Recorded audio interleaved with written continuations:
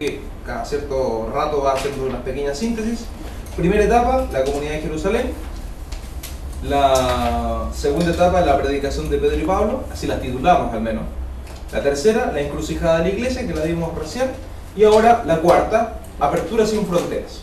Y como les decía al principio, claro, después del concilio de Jerusalén, después de ponernos de acuerdo, después de limar ciertas asperezas, obviamente hay una nueva comprensión y esto provoca una apertura que llamamos sin fronteras, porque ya no hay límites. Así como al principio, el libro de los Hechos, cuando Lucas en definitiva hace su, ¿cómo llamarlo? Como que plantea el programa de la obra, dice, y coloca en boca de Jesús, y serán mis testigos en Jerusalén, en Judea, en Samaria, hasta los confines de la tierra. Bueno, aquí comienza a vivirse precisamente eso de los confines de la tierra. Ya estuvo en Jerusalén, ya hay una mención a Samaria, y ahora entonces comienza a aparecer Antioquía, comienza a aparecer el Asia Menor y todas las otras comunidades que de una u otra manera uno está acostumbrado a escuchar, si no tanto a lo mejor por la lectura de los Hechos, por las cartas de Pablo, que los Gálatas, que los Tesalonicenses, en fin, y los viajes que estaba viendo aquí en la sala adelante. Están los mapas de los viajes de San Pablo, y en el fondo ahí uno va viendo cómo se cómo se recorrió en el fondo el mundo que existía en la época, más de un par de veces. Bueno, ya que tenemos que evangelizar a los gentiles, entonces hay que salir. No solamente, decíamos en la tercera etapa, no solamente se llega a un acuerdo, y no solamente el Espíritu Santo está con ellos en ese acuerdo, sino que el Espíritu Santo también lo que hace es animarlos y refrendar la misión. Bien, aquí está el acuerdo, perfecto, ya, pero nada de quedarse sentaditos aquí, nada de estar aquí comoditos, ya, a trabajar, dice el Espíritu. Y Pedro con Juan, podremos ir ahí en lo que es propiamente lo más judaizante, Judea, y Pablo, bueno, Bernabé, Silas, Tito, Sóstenes, en fin, y una cantidad de nombres que después uno va conociendo en la lectura del Nuevo Testamento, se dedican a la evangelización del mundo gentil. Hay mujeres también, obviamente, no la mayoría de los nombres que se dan son de varones, pero sobre todo en las comunidades que Pablo va formando van apareciendo también nombres de bastantes mujeres, y son muy importantes también para la historia de la extensión de la fe. La iglesia entonces confirma, por así decirlo, luego del concilio y con esta apertura sin fronteras, confirma su opción por este reino de Jesús, por seguir los pasos de Jesús. Como seguramente ya me han escuchado decirlo tantas veces, el sentido profundo, la misión que en definitiva tiene la obra de los Hechos de los Apóstoles es mostrar cómo los cristianos son los continuadores de la obra de Cristo, por eso cristianos. Cómo en definitiva las comunidades van haciéndose, se van apropiando del mensaje y del estilo de vida de Jesús, y cómo en definitiva entonces el reino o el reinado de Jesús o el proyecto de Jesús se hace realidad ahora a través de las manos, los pies, la predicación de los apóstoles.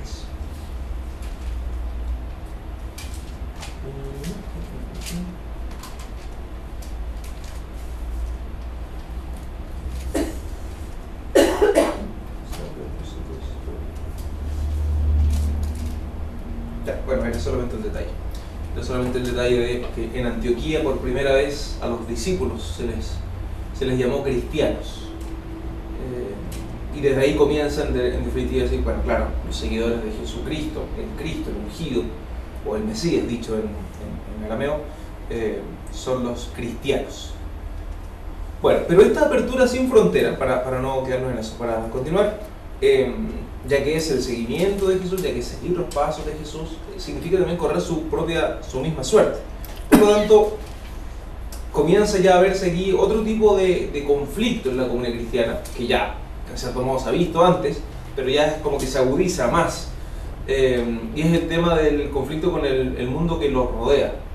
Si bien desde las primeras páginas uno ve el conflicto con las autoridades judías, con la autoridad o el poder religioso, ahora entra en escena también lo que va a ser el poder político, representado claramente por el Imperio Romano. Entonces los cristianos ya no solamente tienen que arrancar de los judíos, que los quieren ajusticiar, que los quieren lapidar, en fin, que quieren librarse de ellos, sino que ahora también tienen que esconderse de los romanos, porque los romanos aparecen ahí como, en el fondo, yo no sé si a los romanos les interesaba o no acallar el nombre cristiano de Cristo. Yo creo que les daba lo mismo. El tema es que estaban viendo que esta cosa estaba creciendo, y si crecía este movimiento, diríamos este movimiento social, eso sí, eso los vuelve un grupo peligroso. Por lo tanto, los cristianos comienzan entonces a enfrentar tanto la oposición del poder religioso como del poder político. En Jerusalén, por ejemplo, lo que con el par de citas que están puestas ahí en la proyección, tenemos un ejemplo de cómo la iglesia, cómo los cristianos en definitiva deciden enfrentar el conflicto. Cuando en definitiva el texto es el mismo texto que citamos hace un rato, cuando Pedro llega a Judea y le salen los de la circuncisión, le dicen tú estuviste con los incircuncisos, en fin, bueno, en ese Pedro podría no haber ido, podría haber dado la vuelta, pero no hay problema, él decide enfrentar el conflicto, por así decirlo. Lo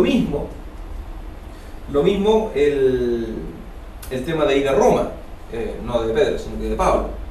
Eso no lo hemos leído, lo podemos a lo mejor citar. ¿Cuál es? Es Hechos 19, 21, 22.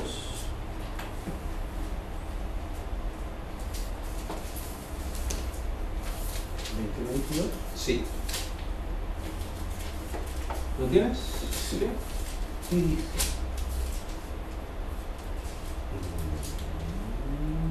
De los orfebres, ese, ¿verdad? No, 19, Hechos 19, sí, 21. Planes de Pablo. Hechos 19, Versículo 21. 21.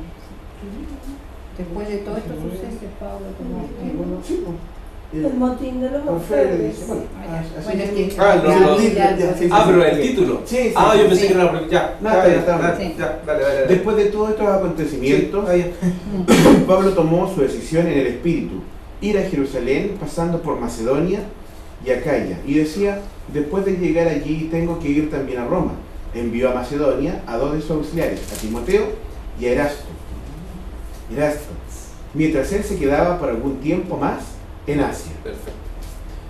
En el fondo era el puro 20, con el 21 bastaba, pero está bien, para verlo en el contexto. Sí, Erasto. Después de que vaya allí, tengo que visitar también Roma. Tengo que visitar Roma. Nada que podría ir a Roma, pero la verdad es que no tengo muchas ganas porque la cosa está medio peligrosa ya. Entonces, no, nada. Sería como idea ir a Jerusalén.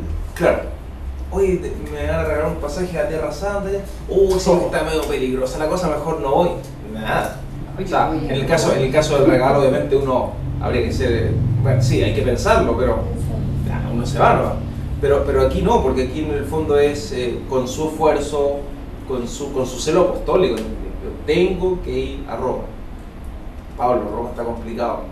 No importa, dirá Pablo en algún momento, yo soy ciudadano romano. Tengo más garantías.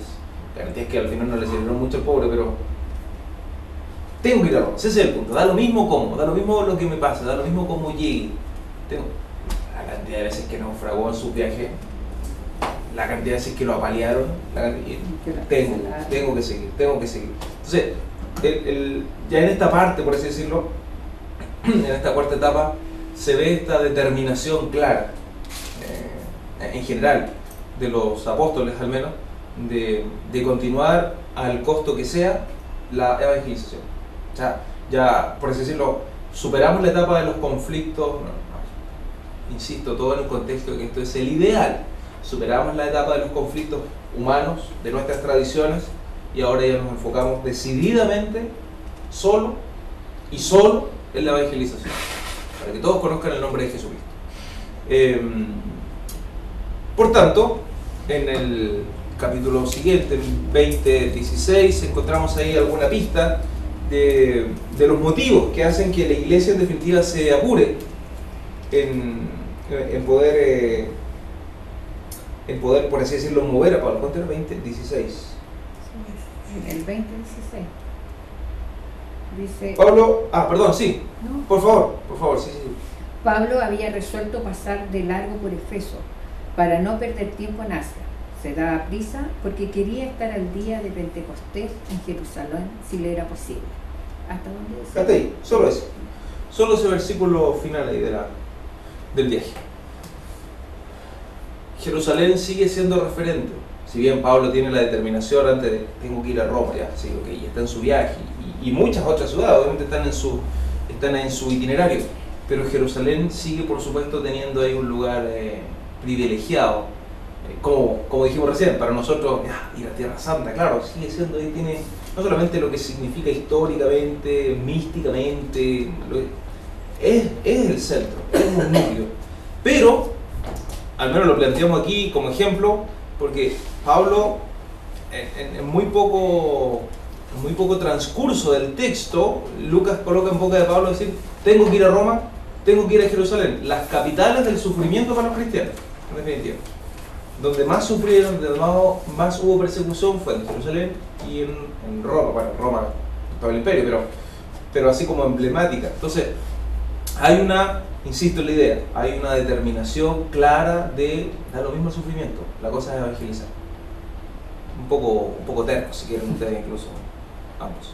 Bueno, pero como esto del reino, extender el reino, es obra del Espíritu Santo, la verdad es que no están pensando tanto en estas tribulaciones que van a tener que pasar, sino que es el Espíritu el que mueve, el que, por así decirlo, encadena también a los apóstoles, pero no a las cadenas de hierro que les ponían en las cárceles, sino que los encadenan a la evangelización, los encadenan al amor por Cristo.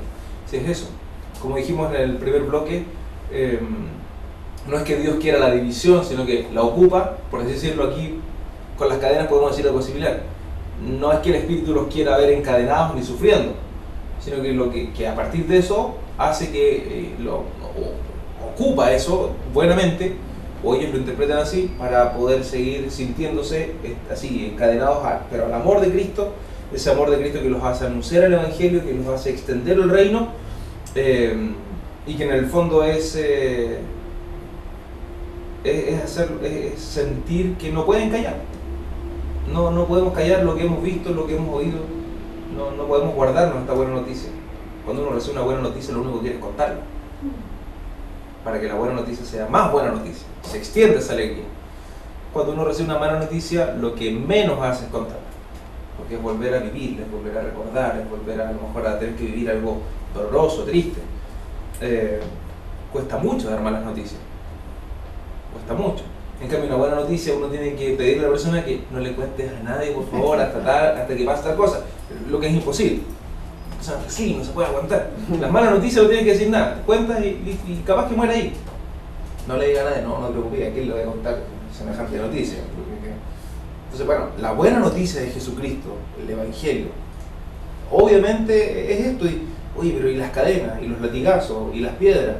¿Y cuando te dejaron medio muerto? ¿Y los naufragios? Y todos los días tener que estar discutiendo.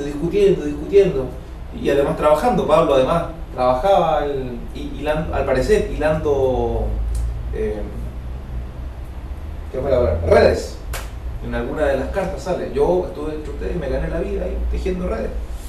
Además, tenía que trabajar para su sustento. Y siguen. Son realmente personas, no solamente hombres, también mujeres, enamorados verdaderamente de Cristo. Esto entonces los hace tomar el valor y la decisión hasta la muerte por el nombre de Jesús, y es en definitiva el testimonio de este nuevo camino frente a los gentiles. ¿Cómo se producen las conversiones? Claro, por obra del Espíritu, sí, pero humanamente hablando, no por la predicación, por el testimonio, porque están dispuestos a morir, porque están dispuestos a continuar. Esa es la clave de la evangelización. Y sigue siendo hasta el día de hoy, me parece, la clave de la evangelización. Y a todos nos ha pasado, que hemos tratado de convencer a otra persona con nuestros, según nosotros, perfectos argumentos bíblicos, filosóficos, teológicos, de que está equivocado al ser ateo, por